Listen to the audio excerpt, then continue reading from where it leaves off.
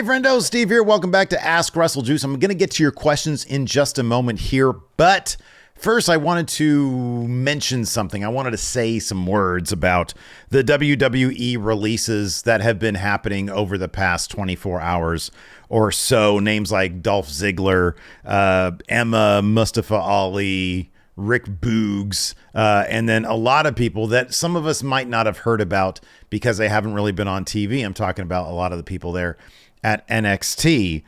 It's a real sad situation, and it's horrible whenever anybody loses their job, especially when you get to the peak of WWE, or I should say the peak of one's industry, which for many people is WWE, and especially when a lot of these people were not given opportunities to show really what they could do.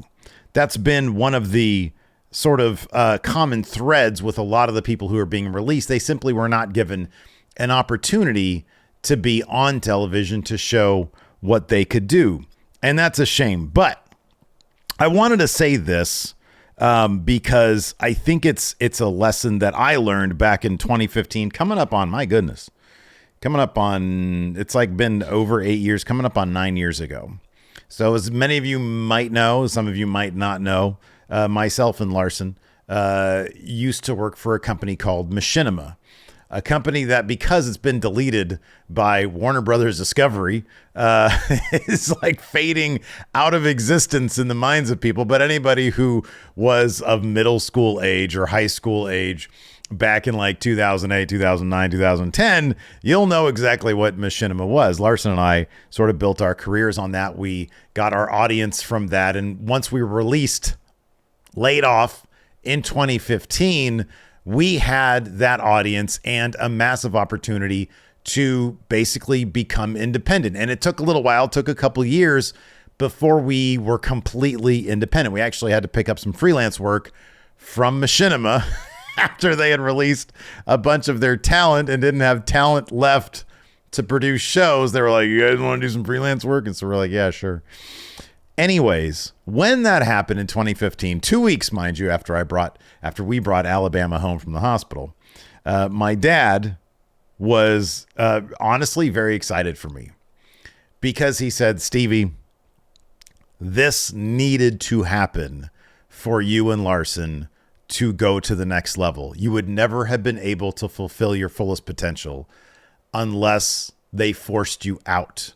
Mind you, at the time, under Machinima with our show 10 for the Win, we were pulling in like the largest view counts of our entire like 5 or 6 years there. We were doing really, really well for the company. It's just the company had their heads up their asses and they didn't know how to monetize our content. So we left and we decided, or we were released, we were laid off, and we decided to start our own thing going in Raw. We had actually started as a podcast about a year before we got laid off. About 6 months before we got laid off. And we decided, hey, pro wrestling is the kind of thing that we're really, really into for some reason. We're not that into gaming, which was what we were mainly doing with Machinima. And so going in Raw became our thing. It became what we focused on solely. And probably about a year and a half later is when we realized, okay, this is actually going to be what we're going to do from now on. So with that being said, sometimes if you're not getting those opportunities to, as they say these days, build your brand, being laid off, being released might be the best thing for you. Now, I'm not so naive as to think that everybody who's been released over these past 24 hours is going to find all the success that they want and they're going to land exactly where they want to be. But when you think of names like Matt Cardona, who took a very one-dimensional character in WWE, one that was massively over with the fans, he turned that into probably the most interesting character on the independent circuit. He is seemingly having the time of his life. He has built his own brand. He's got a successful vlog, and he goes from town to town and collects championships and probably pretty good paychecks. he seems to be a really, really happy person at the peak of his career right now. And he's brought another person who was released from WWE, Steph DeLander, along for the ride with him. And now she's doing incredible work on the independent scene. You think of guys like Drew McIntyre, who basically came back after a couple of years after being released as like a whole new person. He rebuilt himself into this massive bearded Scotsman. He was already a Scotsman, but you guys know what I mean. This sort of Highlander character, and has had a ton of success.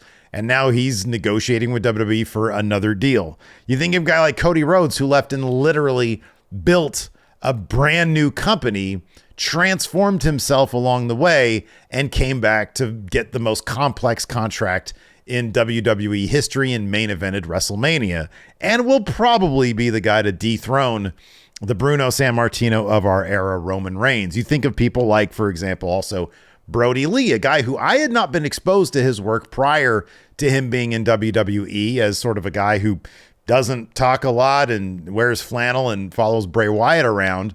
And then when he was released to AEW, my God, in that short, sweet amount of time that we got before his untimely passing, Brody Lee was absolutely magnetic. You could not take your eyes off him. His feud with Cody Rhodes was probably my favorite of that year. And the list goes on and on. There's all sorts of people who found more success without the constraints of what WWE does. You think of Toni Storm right now, who's doing some of the best work, the best character work in pro wrestling, and what she's doing right now. And she's absolutely magnetic, and it's working really well for her. So everybody's got their own path. There are a ton of companies. There's a lot of companies that have money, and there's unprecedented access to the fans. You look at even like what somebody like Maven, a guy who was relevant like 25 years ago in WWE, and what he's doing on YouTube today. Millions of views for his videos that are simply well packaged, well put together, and he's a hell of a storyteller. He's doing it the way nobody else was doing it before. You look at Stevie Richards, who breaks down wrestling moves and wrestling sequences the way nobody else is doing it right now. You just have to find your thing. If you were sitting around WWE and catering, being frustrated that you weren't being used, you have an entire world out there for you. You just got to be smart about where you concentrate your efforts, because there are so many options to succeed. You got to make sure you're putting your ducks in the right row or something, whatever the metaphor is. Anyways, that's my 2 cents about the releases. Good luck to everybody who are getting laid off. It's a wide world out there. Hopefully you'll find success. Let's dive into some of your questions. Johnny Burney says, what do you think of monthly AEW pay-per-views on Max? I think it'll be great for TK to book them or book around them to give us great matchups. Or do you think he'll treat them like their obligation, like Battle of the Belts? I don't think he's going to treat them like obligations. It seems clear now that there's rumblings of a December pay-per-view. We've already got an October pay-per-view. And obviously Full Gear's in November. It seems obvious we are at the monthly pay-per-view thing now with AEW. They're just going to be running every month. They will probably be $50 every month. I doubt he's going to lower the price unless he needs to.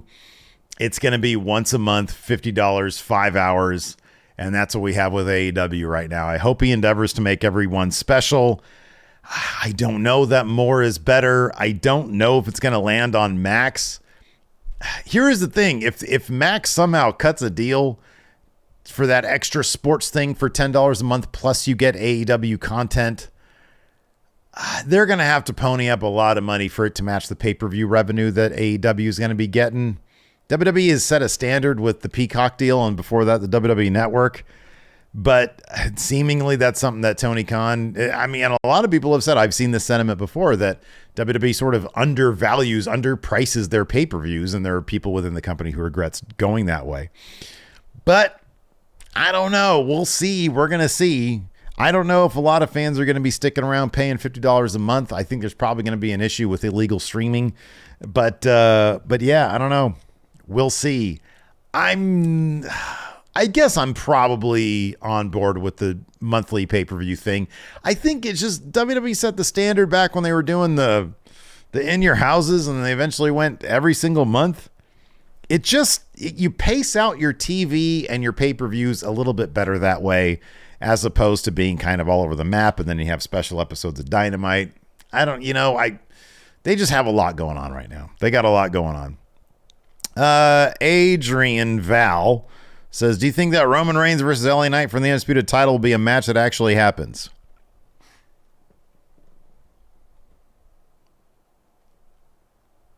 He's not going to have a lot of title defenses between now and Mania. And I don't know that he's going to lose the title at Mania. I'm going to say it's 50-50. I honestly don't know. I mean, he's not going to be at Fastlane. He'll be at Survivor Series. Who knows what that match is going to be? The Royal Rumble. I guess he's got the Royal Rumble. So there's I don't know, maybe 4 title defenses between now and Mania. 10, 11, 12, 1, 2, 3, 4. Okay, he ain't doing one a month. Maybe they'll give him at the Saudi pay-per-view. 3 trailers down says, is the silver lining for Punk being fired Samoa Joe getting more TV time? I can't help but think, since he apparently helped defuse the situation between Punk and Perry, Tony Khan is giving him his flowers. I don't know what the reason is, but I like seeing more Samoa Joe on my television screen. I think it's entirely possible that maybe that incident did engender some goodwill with Tony Khan, and maybe he's going to get more television time. Regardless of the reason, he deserves it. He's awesome, and they should be featuring him more. Benita Sell says, do you think fans are missing much if they only watch the pay-per-views and special live events? You don't need to watch weekly shows live. You can just watch YouTube clips. Hey, you know what I say? Whatever floats your boat. Whatever you want to do. Whatever works best. I kind of keep up with NXT via YouTube clips, and then I think sometimes I watch their premium live events. I think we watch those for Going in Raw. Whatever works for you. There's so much to do these days. I just started watching that Ahsoka show, the Star Wars one, last night. I binged the first 4 episodes. It's okay. David Evans says, as you've previously done videos reacting to title belts, any plans to do one reacting to the WWE NFL title belts? Would you like to see that? Me doing a reaction to the WWE NFL title belts? I took a look at them, and they do kind of vary, so I was thinking, yeah, maybe I could do that. Let me know in the comments below if you want to see that video. If I get over 20 likes on a comment that says, please, do the NFL title belt reaction thing. If I get 20 thumbs up or 20 hearts or whatever it is, I think it's a thumbs up. Yeah, I'll go ahead and do that video. Jake Osmond says, I feel like NXT is getting better reactions lately. Do you think they could ever become the hidden gem they used to be again? So I got a lot of questions about NXT. A lot of you were asking, hey, what do you think of NXT? Do you think NXT is good? I forget the other questions, but it was talking about NXT a lot. And look, I appreciate what they do with a lot of their stories because I keep up with that to a degree. I still think the presentation keeps me from fully buying into it. And I don't even know why, to be honest with you. I just think it looks ugly.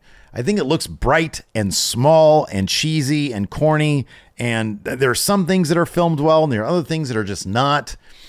And I don't know. There's something that keeps me from really buying into it. Ever since we stopped reviewing it at Going in Raw, I have not endeavored to watch it on a weekly basis. It just doesn't do much for me. I don't know why. A lot of the wrestling is great. They got some of my favorite wrestlers there. Ilya's there. Tyler Bates there. I like Carmelo's there. I love a lot of their wrestlers, but it just feels small. I don't know. I like the old way of doing it. Somebody builds up their cred on the indie circuit, and then they come in. I don't know. Anyways, Will asks, how would you feel about WWE swapping out current Judgment Day members for new people once in a while? I think this is what's going to happen. Finn and J.D. McDonough are going to split off, become their own team with the Good Brothers, who are going to leave AJ Styles. That's what I think is going to happen. And then maybe Judgment Day will add somebody different. Cameron Shank says, I was at SmackDown. I was able to cross some things off my bucket list. Do you have a wrestling bucket list? If so, what are some of the items? Triple Mania. I want to go to a Triple Mania. I think that'd be awesome. Tokyo Dome, I think, would be a lot of fun because I've never been in Japan. I think that would be awesome. I want to get back to London and take in some a Rev Pro show, another Pro Wrestling Eve show, because I did that before. It was a lot of fun. Yeah, dude, I don't know. Mainly it's just going out internationally to a bunch of, you know what I'd love to do? I'd love to just drive around the country and stop in at different indie wrestling shows. I think that'd be so much fun. Take an extended month-long road trip and just document it, going to different indie wrestling shows. That would be awesome. Let's see here. Viz Marvel says, how do you think the championship rebranding in WWE as reported would work out? So from what I understand, there's a wrestling Twitter account that's not terribly reliable that said that there's like some opinions on the table in WWE that they're going to like reclassify the championships under like weight divisions and try to align it more with UFC or some shit like that. I don't really believe it. I don't think they're going to do it, but maybe I'll be wrong about that. The Azen Shorty says, if AEW got rid of Rampage, would that help in weekly viewership with Dynamite and Collision? I don't think so. I think that AEW fans are going to watch AEW programming. I think people are watching Rampage are probably watching Collision too, or vice versa. I don't see how, like, I don't watch Rampage. Sometimes shit happens. They're like, they set stuff up. I'm like, wait a second, weren't these people feuding? And Larson's like, they did it on Rampage. I'm like, really? He don't watch it either. So I don't know. It's sort of an alternate universe type thing. You get rid of Rampage, would more people watch Collision? I don't know. If you had, they never have big things happen on Rampage, so I kind of feel like they wouldn't be related. So I'm going to say no to that one. Let's see here. Oh, that was okay. And then no, okay. So sorry, that was the Asian Shorty. Okay, yeah. Okay. And then Shavon says, "What's the ideal number of finishers a wrestler should have in their arsenal? Should they have one or two very dominant finishers like Baron Corbin in the End of Days? Or should it be three or more when any move could be a believable finisher like Gunther or Danielson? How about this? Depends on the wrestler. You don't do just one unless you're like a Randy Orton or like a Stone Cold Steve Austin. Like if you're a wrestler who has that one, like LA Knight, I just feel like he's good with the billionaire finger trap. I think that BFT is fine. He doesn't need a secondary one. If you're Gunther, it's kind of awesome to see him. If you're like a big wrestler guy, like a wrestling wrestler, then yeah, have multiples. If you're an LA Knight who's more of a promo guy, all you need is the one. Gaz Jones says, what band or musician has a great song that you would love a wrestler to come out to? Black Flag's Rise Above. Braden Loader says, if rumors of WWE's interest in Ricky Starks are true, do you see Starks jumping ship? I do. I think it's smart. I think younger wrestlers who are peaking should jump ship every single time because it makes it cooler. Like a debut. Oh my God, people love returns and debuts. E. David Bruce, who is a better dad, Rey Mysterio or Worf? They're both terrible. Rey Mysterio was a better dad. Worf was a god-awful dad. Boy, he was a bad dad. He was terrible.